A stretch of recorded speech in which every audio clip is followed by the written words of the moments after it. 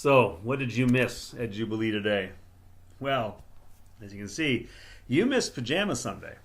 So everybody today, well, nearly everybody, showed up in pajamas and house coats and whatever because, it's that Sunday after Christmas and nobody really wants to get dressed and go out to church. So we served coffee at 10 o'clock and we had muffins and people showed up in their pajamas. A lot of people showed up in their pajamas. And we said goodbye to an old year, 2018. And we vowed to let go of that which weighs us down. And we vowed to hold on to that which gives us hope and brings us light. And we look forward to 2019. And as long as we're all together and ready for stories, we heard the gospel story from Luke about what happens after the birth of Jesus. And that's the story of Mary and Joseph taking their baby Jesus to the temple to be blessed and meeting Anna and Simeon. Simeon, who embraces this baby and recognizes the challenge, but also that this is the consolation of Israel, that this is God's promise, that this is hope. And in that, he sees the consolation of Israel and he sees peace. It's a great story, and we often miss it when we skip church after Christmas. And then we also read the end of Matthew's Gospel. And in Matthew's Gospel, we get the wonderful story, of course, of the Magi bringing their gifts. That's fantastic. And then we also get Herod killing all of the babies 2 years and under in the area because he is afraid, because he worries about a king that might usurp him. Yeah, we heard both stories today. And we recognize that they don't really fit together. It's hard to make some kind of pageant where Mary and Joseph leave Bethlehem, go to Jerusalem, then come back to Bethlehem, then they have to flee, then to each. It all seems very peculiar.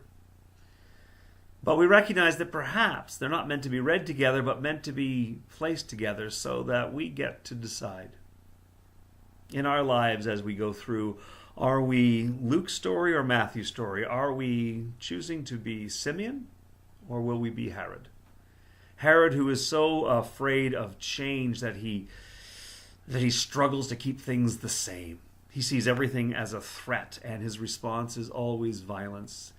So set on keeping things the same is he that he would actually kill life. He would kill children just to hang on to things the way they have always been.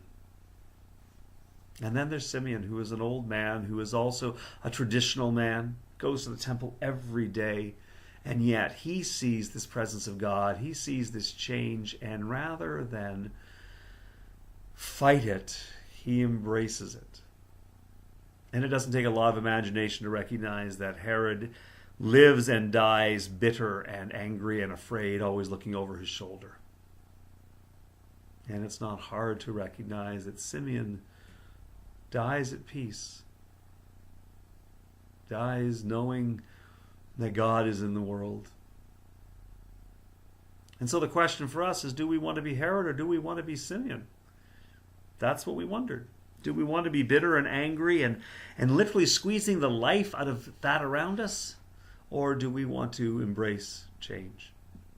And I don't just mean the change that we like, the change that we bring upon others, but the change that happens all around us. When new people are elected, when new ideas happen, when new people come to the family, when people we love die, when the world changes, when someone suggests something new to us, do we want to hang on desperately to the way things were, bitter and afraid, or do we want to recognize the opportunity to see God's light?